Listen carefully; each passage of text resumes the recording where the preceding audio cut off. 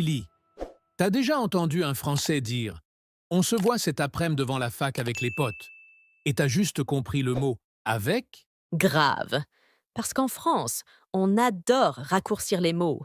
C'est plus rapide, plus cool, plus à la parisienne. Mais pour les apprenants, c'est un cauchemar. Tu cherches dans ton dictionnaire après-midi, il n'y a rien.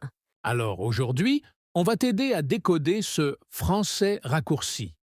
Les vrais mots, leur signification et surtout, comment les utiliser toi-même pour parler comme un natif. Installe-toi bien, prépare tes oreilles et ton carnet de vocabulaire, parce que tu vas apprendre des pépites qu'on ne t'enseigne jamais à l'école. Tu sais ce qui m'a toujours fait rire avec les Français? C'est leur obsession à raccourcir absolument tout. On pourrait dire «Je vais à l'université cet après-midi avec mes amis pour une réunion importante». Mais non, on dit juste «Je vais à la fac cet après-midi avec les potes pour une réu». Et bam, 15 mots qui deviennent 7. Mais carrément. Et le pire, c'est que si tu ne connais pas ces formes raccourcies, t'as l'impression d'écouter une autre langue. Je me souviens, la première fois qu'un pote m'a dit «Ramène ton ordi pour la réu», j'ai bloqué. Je pensais qu'on allait faire de la mécanique, pas une réunion. Haha, c'est vrai. Donc on va vous faire un petit tour des raccourcis les plus fréquents dans le français du quotidien. Et croyez-nous, ceux-là, vous allez les entendre partout. Allez, on commence facile. Premier mot, après-midi. C'est la version courte de après-midi. Super classique. Genre, on se voit cet après-midi? Tu veux qu'on se voit cet après-midi? Et en général, c'est utilisé dans un ton assez détendu, un peu comme si tu disais plus tard dans la journée, tranquillou. Ensuite, t'as l'ordi. Évidemment, c'est ordinateur. On ne dit jamais ordinateur dans une conversation entre potes, sauf si t'es prof ou dans une pub. Tu dis «Tu peux ramener ton ordi pour qu'on bosse dessus?» Et voilà. Rapide, clair, fluide. Et que dire de la fac? Ça, c'est un basique. Face égale faculté, donc l'université. Si tu dis je vais à l'université, c'est grammaticalement parfait, mais hyper scolaire. En vrai, on dit demain j'ai cours à la fac. Et là, tu passes pour un local. Un autre classique, réu, pour réunion, surtout au boulot, dans les assos, à l'école. Il y a une réu à 10 heures avec le chef. Tu veux être fluide? Dis pas réunion, dis réu. Et enfin, un mot qu'on adore, les fringues. C'est le mot cool pour dire vêtements. C'est familier, c'est vivant, et on l'utilise tout le temps. J'ai acheté des fringues trop stylées hier. Tu peux aussi entendre t'as vu mes fringues? Elles déchirent. Allez, petit dialogue pour voir si vous suivez. Vas-y! T'as pris ton ordi pour la réu de cet après-midi? Grave. Et j'ai mis mes nouvelles fringues. T'as vu? Et voilà, une phrase ultra simple, 100% française, mais que t'aurais jamais entendue comme ça dans un livre. Donc, retiens bien. Après-midi, ordi, fac, réu, fringues. 5 petits mots qui vont te faire gagner du temps et te faire sonner plus naturel. Et crois-moi, les Français adorent quand tu utilises leur façon de parler. Ça montre que tu captes vraiment le langage de la vraie vie.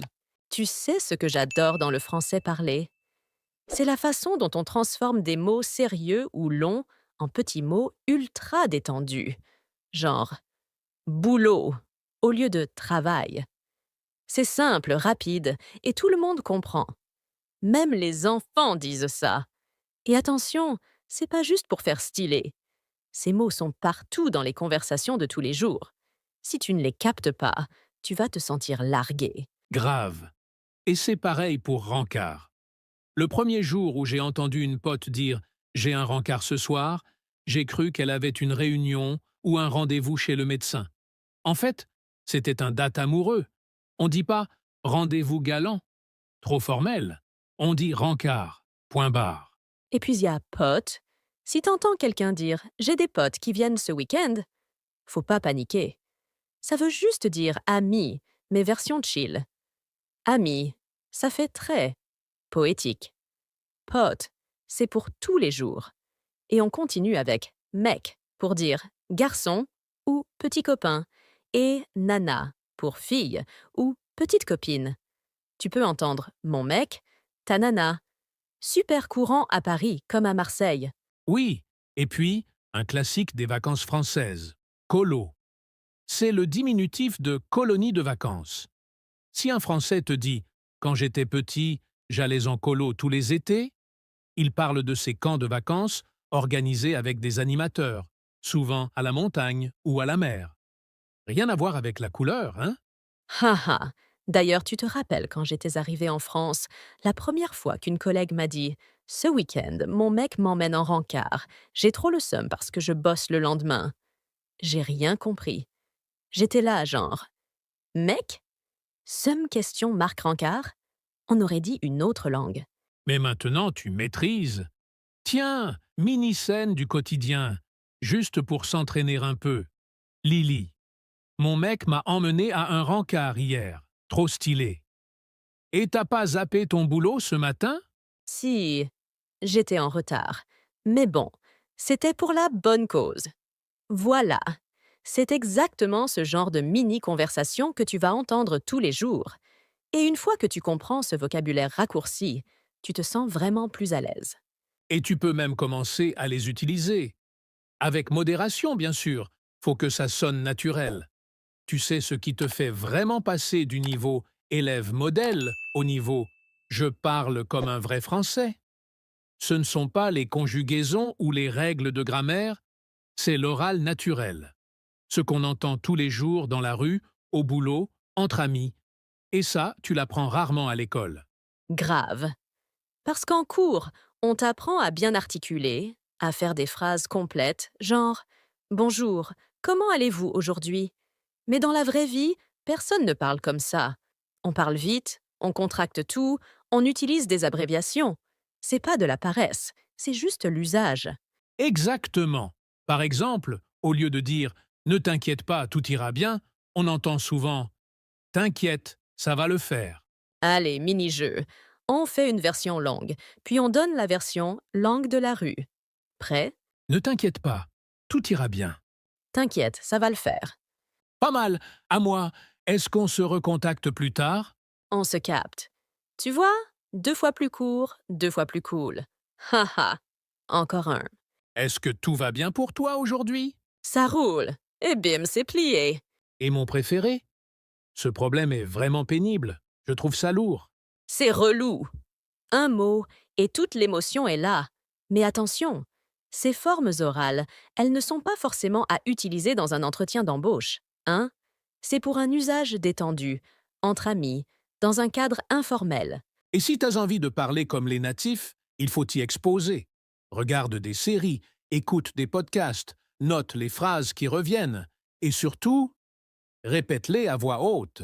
Et n'oublie pas, tu n'as pas besoin d'imiter à 100%. Même juste comprendre ces phrases, ça te fait sentir plus à l'aise. Et petit à petit, tu vas les intégrer sans t'en rendre compte. Alors, t'inquiète, ça va le faire. Alors, tu vois, peut-être que tu avais déjà entendu ces mots, mais maintenant tu les maîtrises. Tu sais non seulement ce qu'ils veulent dire, mais aussi comment les sortir au bon moment, avec le bon ton.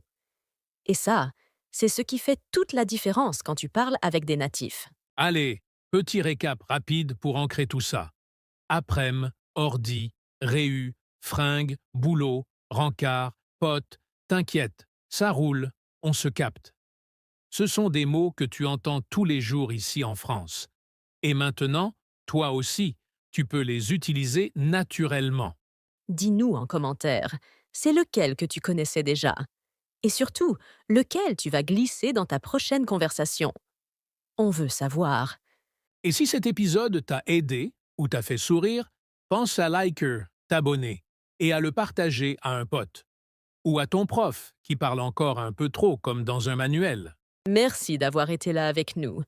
Continue à écouter, à parler, à tester et surtout à kiffer ton apprentissage du français. À très bientôt. Ciao tout le monde.